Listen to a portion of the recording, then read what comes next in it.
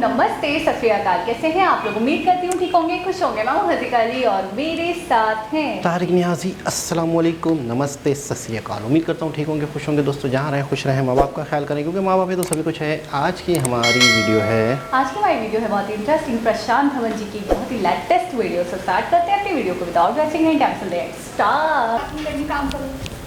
Okay guys, तो video का title है Pakistan media claims India was spying for Israel in Qatar. Know the entire से start. नमस्कार नहीं वेलकम यू वर्ल्ड अफेयर्स। मैं हूं प्रशांत धवन। नाउ रिसेंटली पाकिस्तान की मीडिया ने, इनके बहुत सारे पॉलिटिशियंस ने ये बात रेस करनी स्टार्ट कर दी है कि हाल ही में इंडियन नौसेना के जो फॉर्मर ऑफिसर्स हैं इनको पकड़ लिया गया कतर में, क्योंकि ये इजराइल के लिए कर रहे थे स्पाइंग। यहाँ पर आप देख पाओगे, आपको आर्टिकल दिखेगा, India seeks release of 8 ex navy officers arrested in Qatar over spying for Israel. ये पाकिस्तानी मीडिया ने क्लेम करना स्टार्ट कर दिया है। इवन आप देखोगे इमरान खान की सरकार के अंडर जो फॉर्मर मिनिस्टर्स है पाकिस्तान की गवर्नमेंट में, ये लोग भी कह रहे हैं कि इंडिया एक स्पाई नेटवर्क बिल्ड करने की कोशिश कर रहा था, मगर कतर में, कतर यहाँ पे आप देख पाओगे, ये यहाँ पे हो गया हमारा प्यारा भारत, यहाँ पे आप देख पाओगे ये है कतर और ये इजराइल है। तो पाकिस्तान की तरफ से बहुत से आर्टिकल पब्लिश हुए हैं कि इंडिया इजराइल के लिए कतर में स्पाइंग कर रहा था। तो डिस्कस करेंगे इस वीडियो में कि रिसेंटली हुआ क्या है, इंडियन नेवी के जो फॉर्मर ऑफिसर्स हैं इनको अरेस्ट क्यों किया गया है कतर में। Everything will become crystal clear. मगर सबसे पहले यहाँ पर यह जान लो कि जिन दो मेन कंट्रीज की यहाँ पर बात की जा रही है, इंडिया और कतर, दोनों के रिलेशंस काफी अच्छे हैं। आप अगर देखोगे तो भारतीय नौसेना और कतर की नौसेना का एक प्रॉपर युद्ध अभ्यास होता है हर साल। इसका नाम है ज़ैर अल बहर। By the way, exam perspective से ये जो युद्ध अभ्यास है इसको याद रख लेना। सिंस अब ये न्यूज में आ चुका है तो कोई बड़ी बात नहीं है, कल को किसी भी एग्जाम में इससे क्वेश्चन आ सकता है। और इस मिलिट्री एक्सरसाइज के बियॉन्ड भी आप अगर देखो तो कतर के काफी अच्छे रिलेशन है इंडिया के साथ, कुछ खास कभी प्रॉब्लम आई नहीं। हाँ, मगर यहाँ पे मुझको एक बात ऐड करनी पड़ेगी कि जहां पर कतर के ठीक ठाक रिलेशंस है भारत के साथ, बहुत सारे भारतीय लोग कतर में जाते हैं काम करने के लिए, बिजनेस करने के लिए, पाकिस्तान के और ज्यादा स्पेशल रिलेशंस हैं कतर के साथ। आप जान के हैरान होंगे, अभी जो फीफा का वर्ल्ड कप होगा, सॉकर वर्ल्ड कप, बहुत बड़ा इवेंट है जो इस बार होस्ट कर रहा है कतर।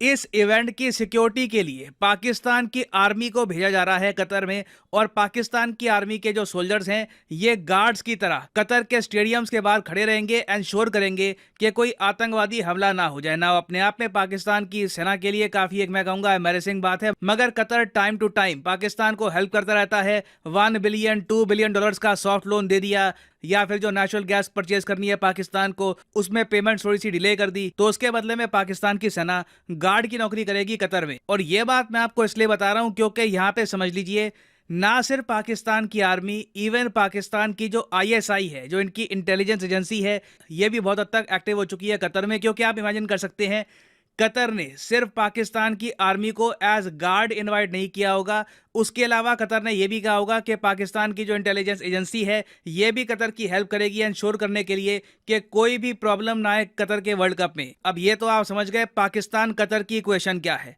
अब अचानक से क्या होता है कि 30 अगस्त को ना कतर की जो राजधानी है दोहा, वहां पर कतर की जो इंटेलिजेंस एजेंसी है इनको इनपुट मिलती है कहीं से, इनको कहीं से जानकारी मिलती है, और उस जानकारी के बेसिस पर ये लोग इंडियन नेवी के जो फॉर्मर पर्सनल हैं इनको अरेस्ट कर लेते हैं। अब यहाँ पे आप कहोगे वेट, भारतीय नौसेना के जो पूर्व ऑफिसर्स थे, जो पूर्व पर्सनल थे, ये कतर में क्या कर रहे थे? देखो, काफी बार क्या होता है, मिलिट्री की ब्रांचेस, चाहे नेवी, आर्मी, एयरफोर्स, यहाँ के जो फॉर्मर ऑफिसर्स होते हैं, फॉर्मर पर्सनल होते हैं, इनको बहुत बार प्राइवेट जॉब मिल जाती है आराम से, या तो फॉरेन कंपनीज में या फिर इंडियन कंपनी में।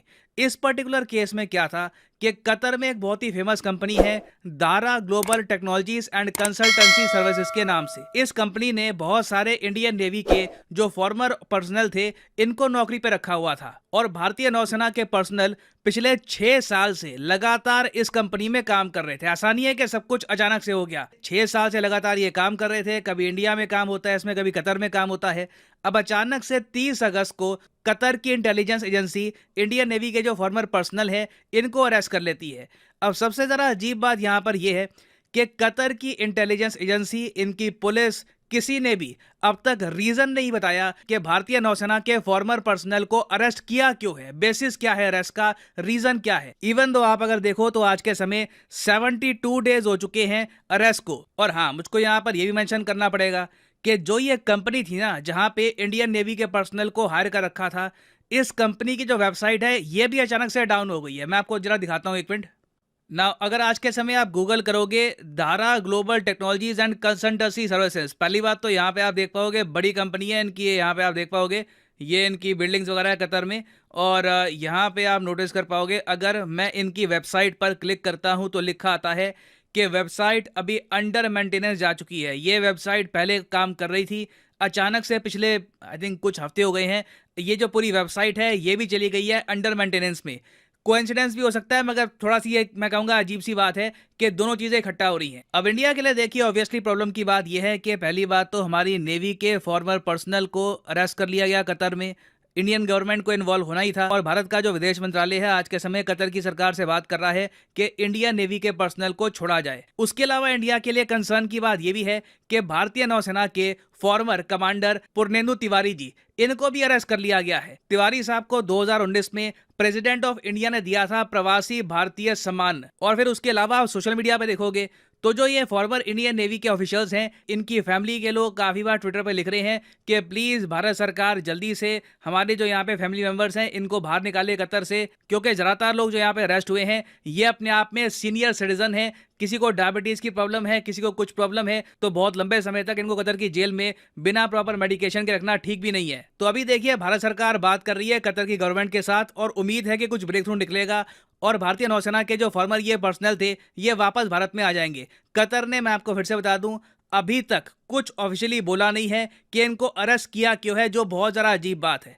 अब देखिए, सिंस कतर चुप है इस इशू को लेकर और इंडियन नेवी यहाँ पर इन्वॉल्व है, पाकिस्तान का मीडिया, पाकिस्तान की पॉलिटिकल पार्टीज यहाँ पर कूद गई। माइंड यू, यहाँ पर मैं ये ऐड कर दूं, पाकिस्तान की सरकार या पाकिस्तान की मिलिट्री ने कुछ नहीं कहा। अभी के लिए इमरान खान की जो पॉलिटिकल पार्टी है यही प्राइमरली कह रही है कि कतर में इंडिया जासूसी करवा रहा था इजराइल के लिए, मोसाद के साथ मिलकर कोई इंडिया का प्रोग्राम चल रहा था और इसी वजह से नेवी के जो पर्सनल हैं इनको अरेस्ट किया गया है। ये पाकिस्तानी मीडिया का क्लेम है। अब अपने आप में अगर इस क्लेम को अगर हम देखें ना, तो पाकिस्तानी मीडिया की जो कहानी है बिल्कुल बेकार साबित होती है, क्योंकि कतर इजराइल के रिलेशंस एक्चुअली आज के समय काफ़ी अच्छे हैं और कुछ रीज़न नहीं है कि मोसाद को इंडिया की हेल्प चाहिए हो कि हम कतर में कुछ जासूसी वगैरह करें। It makes absolutely no sense. इस वर्ल्ड कप में ही मैं आपको बता दूं 30,000 इजराइल के जो नागरिक हैं ये जाएंगे कतर में। उसके अलावा कतर के एक बहुत ही फेमस शेख हैं जिनके कॉन्ट्रैक्ट्स हैं कतर की गवर्नमेंट के साथ भी। इन्होंने कहा है कि अब टाइम आ चुका है कि यूनाइटेड अरब एमिरेट्स की तरह कतर भी रिलेशंस नॉर्मलाइज कर दे इजराइल के साथ, और ये कहा है कि इजराइल के लोग बिल्कुल भाइयों की तरह हैं। और 2019 में हमने देखा कि पहली बार इजराइल का जो नेशनल एंथम है ये भी प्ले किया गया था कतर में। तो दोनों कंट्रीज के बीच में कुछ ऐसा नहीं है कि बहुत खराब रिलेशंस हैं, इजराइल के लोगों की एंट्री नहीं होती कतर में। नहीं तो कई, देखो यही इशू होता ना, अगर मान लो ईरान, पाकिस्तान, मलेशिया, जहाँ पे इजराइल के नागरिक एंट्री नहीं कर सकते, तो एक बार को कोई सोच सकता है कि हू नोस, क्या पता इंडिया हेल्प कर रहा हो। मगर कतर के केस में इजराइल को कुछ खास हेल्प चाहिए भी नहीं, और ना इजराइल कतर पे कुछ खास नजर रखना भी चाहेगा। तो जो ये इजराइल वाला यहाँ पर एंगल है, it makes no sense. Reality देखिए यहाँ पर यह है कि इंडियंस को काफ़ी बार मिसट्रीट किया जाता है गल्फ कंट्रीज़ में। इसके बारे में आपने बहुत सी कहानियाँ सुनी होगी। अब मैं आपको एक फैक्ट बताऊंगा जो जान के आप बिल्कुल शॉक हो जाओगे। पूरी दुनिया में ना, सारे जो देश हैं वहाँ पर इंडियन नेशनल्स कितने अरेस्ट हो रखे हैं, मतलब कि भारत के नागरिक कई बाहर काम करने के लिए गए, घूमने के लिए गए, कुछ अरेस्ट वगैरह हो गया उनका, तो टोटल कितने भारतीय नागरिकों को अरेस्ट कर रखा होगा आपके हिसाब से? सिर्फ 8,000 भारतीय नागरिक आज के समय फॉरेन जेल में आपको मिलेंगे। इसमें यूरोप, अमेरिका, रशिया, जापान वगैरह पूरी दुनिया यहाँ पे आ गई है। अब ये जो 8,000 का आंकड़ा है ना, इसमें से 4,000 तो आपको मिलेंगे सिर्फ गल्फ कंट्रीज में। ये Saudi Arabia, UAE, Qatar, Oman वगैरह, यहीं पे आपको 4,000 मिलेंगे। तो डिसप्रपोर्शनेटली मैं यहाँ पर कहूँगा कि इंडियंस के साथ डिस्क्रिमिनेशन होती है।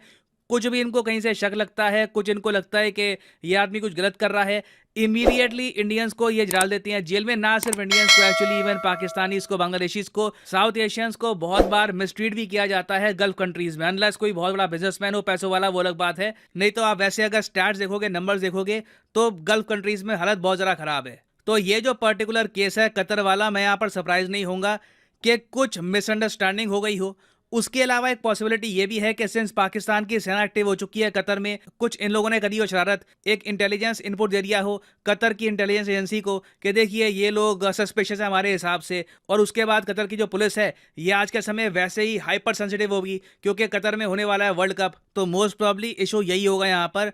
कुछ इंडिया स्पाई नेटवर्क यहाँ पर बिल्ड करने की कोशिश नहीं कर रहा था, मगर डेफिनेटली इंडिया को ये इशू प्रॉपरली कतर के साथ रेस करना चाहिए कि बिना वजह आप हमारी नेवी के फॉर्मर पर्सनल को अरेस्ट कैसे कर सकते हो, वो भी 2 महीने से ऊपर तक। ये इशू डेफिनेटली रेज करना चाहिए और कतर को अकाउंटेबल रहना चाहिए कि आपने ये क्यों किया है, किस इंटेलिजेंस इनपुट पे आपने ये एक्शन लिया था। और ये वैसे अभी एक न्यूज़ एंड डेवलपमेंट है, इस पर कोई और अपडेट होती है तो मैं अपडेटेड वीडियो बाद में आपके लिए ले आऊँगा। और फाइनली यहाँ पे मैं आपसे क्वेश्चन ही पूछूंगा। क्वेश्चन यहाँ पर यह है कि इतिहास में वो पहला इंडियन क्रिकेटर कौन है जिसने T20 क्रिकेट में 1 साल के अंदर अंदर 1000 रन स्कोर कर दिए हैं। ये है यहाँ पे आपकी ऑप्शन, ऋषभ पंत, विराट कोहली, रोहित शर्मा या फिर Surya Kumar Yadav. T20 world cup आज के समय चल रहा है ऑस्ट्रेलिया में, तो ये टॉपिक काफ़ी न्यूज़ में है। मैं उम्मीद करता हूँ कि आप सब लोग यहाँ पर सही आंसर करेंगे कमेंट सेक्शन में। जो लोग सही आंसर करेंगे उनकी कमेंट को मैं हार्ट दे दूंगा ताकि बाकी लोग भी समझ पाए कि सही आंसर क्या है। और हाँ, एक बहुत ही इंपॉर्टेंट मैसेज आप सब लोगों के लिए, अनअकैडमी साल में एक बार, जी हाँ साल में एक बार, एक मेगा टेस्ट ऑर्गेनाइज करता है जिसमें सिर्फ पार्टिसिपेट करने मात्र से ही आपको मिल सकते हैं Amazon गिफ्ट वाउचर। ये टेस्ट होने वाला है 13 नवंबर को सुबह 11 बजे, मगर मैं आपको कहूंगा कि एनरोल अभी कर लो। 13 तारीख को ना सुबह आपको 9 बजे के आसपास मोबाइल फ़ोन पे या फिर ईमेल पे नोटिफिकेशन आ जाएगी कि टेस्ट स्टार्ट हो रहा है, तो टेस्ट उस वक्त आप अटेम्प्ट कर सकते हो। तो कमेंट सेक्शन में जाओ, अभी यहाँ पर आपको लिंक मिलेगा, enrol in this free test. यहाँ पे इस लिंक पे आपको करना है क्लिक और यहाँ पे ये पेज आपको दिख जाएगा, यहाँ पे रजिस्टर कर। जी जनाब, क्या लग रहा है आपको, क्या चल रहा होगा? मुझे तो वही लग रहा है जो आखिर में इन्होंने बात की है कि इसराइल की जासूसी वगैरह वाली बात तो मुझे झूठी लग रही है और बिल्कुल ही नाकिस की बात लग रही है और बिल्कुल इसमें दम नहीं लग रहा। मुझे ये लग रहा है कि खलीजी ममालिक के हवाले से हम भी अक्सर सुनते हैं, हमारे पाकिस्तानी भाई जो जाते हैं तो वो वापस आते हैं तो फिर बहुत बैड इम्पैक्ट लेकर आते हैं। हम कहते हैं शेखों की वाइफ हमारे साथ बड़ा जुल्म करती है, बड़ा मिसबिहेव करती है, शेख हमारे साथ बड़ा मिसबिहेव करते हैं, नौकरों की तरह समझते हैं, गुलामों की तरह समझते हैं, डांटते हैं, डपटते हैं, जुल्म करते हैं, काम ऐसे लेते हैं, क्या बताऊँ, गधों की तरह।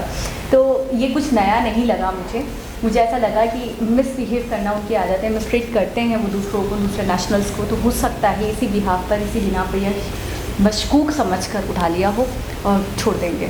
अच्छा, ये भी हो सकता है कि इस तरह की कोई ना कोई एक्टिविटीज़ जो हैं, कुछ लोगों को अरेस्ट करना, कुछ खबरें ऐसी करना इस वक्त जब वर्ल्ड कप होने वाला है, इस वक्त हो सकता है कि वो ज़रूरत का तकाजा हो, यानी कि इस तरह की कुछ हाईलाइट हो जाए, ताकि ये हाईलाइट हो जाए और जितने भी जो लोग हैं इस तरह का सोच रहे हैं उन तक भी ये पैगाम चला जाए कि भाईजान ये बड़ी एक्टिव इनकी इंटेलिजेंस। हाँ, तो कुछ करने वाला हो कोई, इस तरह से अगर किसी का इरादा हो। मुझे एक बात नहीं समझ में आई कि एक तो बहुत सीनियर सिटीजन्स हैं, दूसरा नेवी से रिलेट करते हैं, नेवी के फॉर्मर पर्सनल्स हैं, तो मैं एक चीज़ ये सोच रही थी कि उनके साथ जो मसले मसाइल हैं, बीमार वगैरह भी है उन्हें, तो 2 महीने से अगर जेल में रखा गया है तो ये बहुत रिस्की नहीं है, उनकी जान पे भी हो सकता है। बिल्कुल ऐसा ही है, जब ही तो प्रशांत जवली ने ये भी कहा आखिरी में कि इंडियन गवर्नमेंट को भी स्टेप लेना चाहिए। और हाँ, अच्छा, दूसरी चीज़ ये है कि जिस देश में इसराइली आ सकते हैं, जैसे पाकिस्तान होता है या कोई और देश होता तो समझ,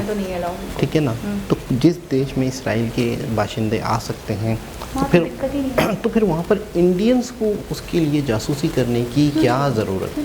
बिल्कुल ऐसे है ना, मतलब क्या मतलब एक तो इंडिया में भी जाते हैं इसराइली, इंडियन इसराइल में, इसराइल इंडिया में जा सकते हैं, लेकिन कतर में भी जा सकते हैं। असल मसला तो कतर का ना कि कतर से एक शख्स गिरफ्तार होते हैं तो उनके बारे में ही कहा जाता है कि वो इसराइल के लिए जासूसी कर रहे हैं। तो ये थोड़ी सी एक अच्छा, ये एलिगेशन लगाया किसने? पाकिस्तान ने नहीं लगाया, नहीं अभी एलिगेशन, ये पाकिस्तान की पार्टी है इमरान खान वाली, उनकी तरफ से ये बताया गया है कि ऐसा हुआ है। शीरी मजारी की ना, मैंने देखा, ये बताया गया है। अच्छा। लेकिन अभी तक प्रॉपर मीडिया ने कोई खुल के अनाउंस नहीं किया। कतर की उससे भी अभी तक ये अनाउंस नहीं हुआ।